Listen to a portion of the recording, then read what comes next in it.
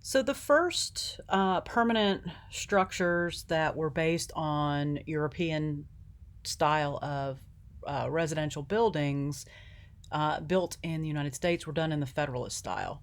And it wasn't even the United States when most of this was built. And what's going to be interesting to compare here is to see how people who came over from Europe, who were used to very lavish styles of architecture, did not have the resources or the raw materials to build what they were seeing in their native countries. And so they had to work with what they had. And as a result, you've got a very minimalistic style.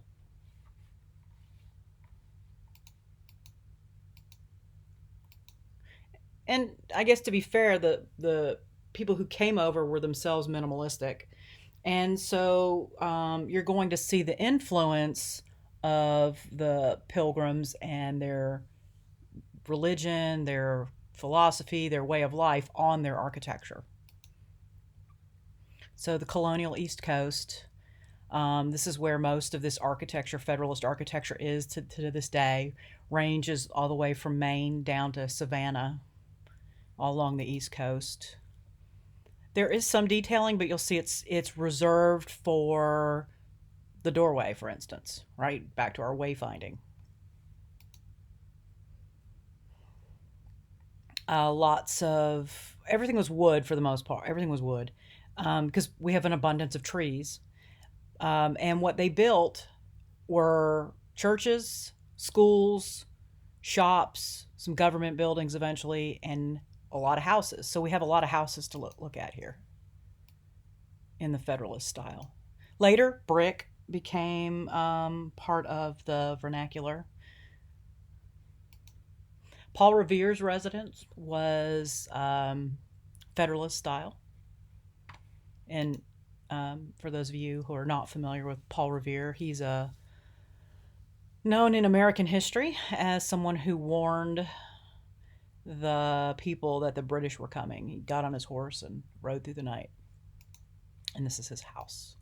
There was another building here that they took down, but at the time, obviously, none of this was here. This was built later, much later architecture. This is Federalist, and the rest of this is not.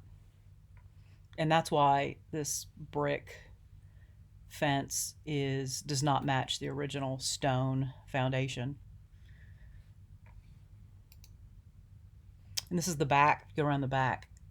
All of this was reconstructed. It is now a national site, and they, whenever the state or the federal government buy or take over a piece of property like this, they restore it.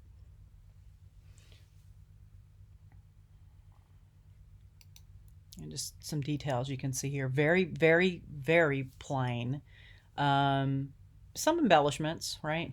Like beautiful details. And if you look at the windows, you'll also see stained glass.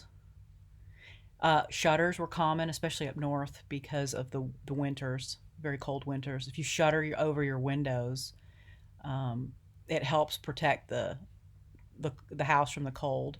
These were not very well insulated, so it was very cold inside these homes. Everything was wood. Obviously, the gutters were later added. The time there probably weren't gutters. The rain just ran off. And there's the inside. Very minimalistic, very clean, very plain. You can see the stained glass. It's beautiful. Details on the door. That looks like that's an original door. Most of the house is original. They did renovate it, but let's see, I think it says it here.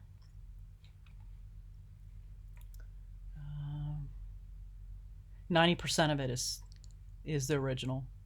So it's still mostly what was there. And of course they captured water and rain barrels and used that for what they needed.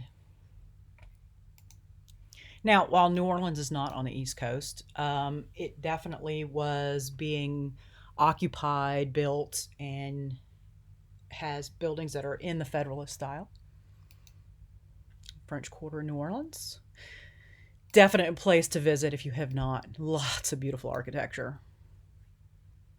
And of course, because this was a city, they lived a little differently. They didn't live so much in individual houses as they lived in tenements and apartments. Just some older postcards of the city. And you see a very heavy French influence, very heavy Spanish influence, because both the French and the Spanish companies moved here. New Orleans is very well known for its renowned for its jazz, so lots of music. Also, very much the people who came here, whether by choice or whether they were brought here, brought with it their religion. And so voodoo, which is a religion, hoodoo is the black magic part, um, brought that, and it comes with a lot of these little bottles. And you see these little bottles for gathering things for the ceremonies. But also, then you've got Mardi Gras, right? Because then you've got the French who are Catholic, and so the beads have to do with the rosary beads, and Mardi Gras, which is French for Fat Tuesday. And so you see a lot of those little flourishes throughout the city that are people brought with them from their native lands, because New Orleans is very much a cultural mixing pot. And now it has its own culture. All right, jazz funeral parlor. I had no idea anything like that existed, but there you go.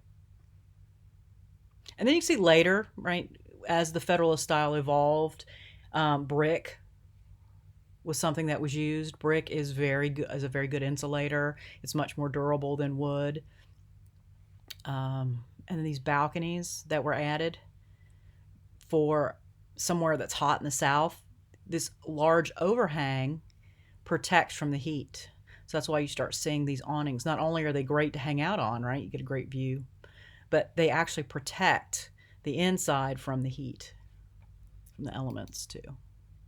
Courtyards, right? So these are smaller, more simplistic, but they are very much the Federalist style. But now you see we're starting to see more brick.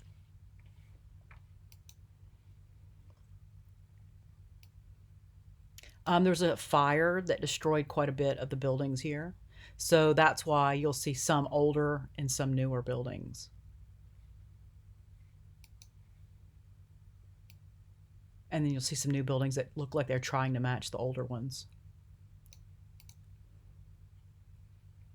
And, there's New Orleans has a very colorful history beyond what it's the Federalist style, but um, it's still residential, but every year it seems to become more and more commercialized, and so less residential.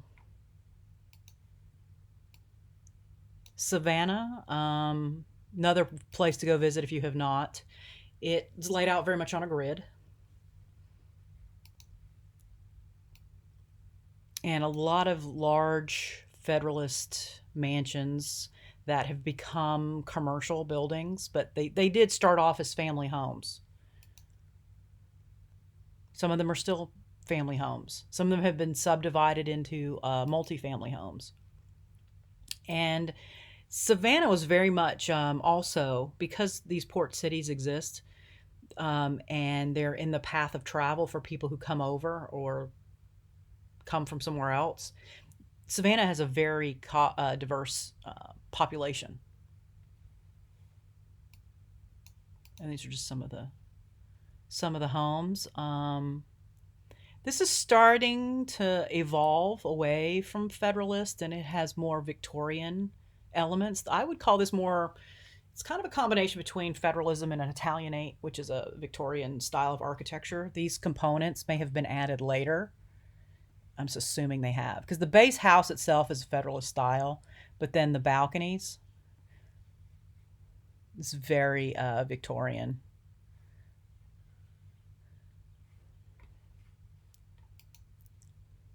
Those large porches began to, in the South, began to evolve. Right, you didn't see these porches in the earlier Federalist architecture because there wasn't a lot of sun, so they wanted access to it. Here we're trying to protect the elements from the sun, and so porches are something that are a very large part of the southern vernacular of Federalist style. The Davenport House. You see this one's in brick. And when you look at a lot of homes in the United States, you see it starts off with that giant, some people call salt boxes. Giant box. It's a box that gets things added to it and has some holes and windows and doors. But the Federalist style is very much a big rectangular box. And this as happened in the 1970s. They tore down a lot of old architecture, and this is one that has been salvaged and restored. And just some examples of the interior. Very, very colonial. In fact, some of you guys may have seen a mirror like this or similar to this. They copied it and reproduced it. Salem, Massachusetts. The House of the Seven Gables. And just in case you're wondering, a gable is this. So if you count 1, 2, 3, 4, there's some on the back. There's 3 over on the other side. There's be 4 over here. So 5 and 6 on the other side somewhere. And that's what it means. House of the Seven Gables. Most people know about it because of Nathaniel Hawthorne wrote a book. He also used it for Scarlet Letter. But he wrote House of the Seven Gables.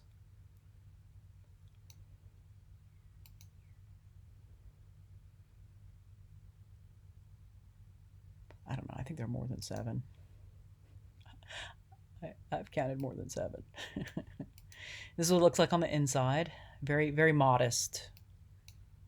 And that was more of the Puritan influence than and the scarcity of materials than anything else. Of course, we all have heard about the Salem Witch House and the Salem Witch Trials. And if you haven't looked that up, it's very interesting. Wait a minute, that's the House of the Seven Gables. No, it's not Salem Witch House. Sorry, I apologize. There it is. It's not very it is and it isn't very ominous looking. And so that's essentially the Federalist style in a nutshell. And a lot of these buildings obviously are not with us anymore, but there are still quite a few left. Now, port cities like Charleston and if you go up to up the coast further, like it's escaping me the city. There are a lot of large mansions that are done in the neoclassical style, and we'll look at the other architecture on the coast that replaced it as we move further into the historical styles. Anyway, so that is Federalist style, which is colonial architecture in the United States.